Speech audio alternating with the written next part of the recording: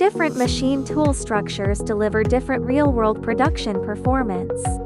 Let's see the difference between a conventional lathe and our turret lathe. On a conventional lathe, tools need to be changed manually. Our LK-160 turret lathe features a 10-station servo turret for smooth and automatic tool changes, reduced machining interruptions, improving batch production efficiency. High-pressure coolant improves chip removal and ensures stable cutting performance. Conventional lathes are used for simple parts, while turret lathes enable machining of complex components. LK-160 lead screw and guide rail. Rapid traverse speed reaches up to 30 meters per minute, reducing idle travel time.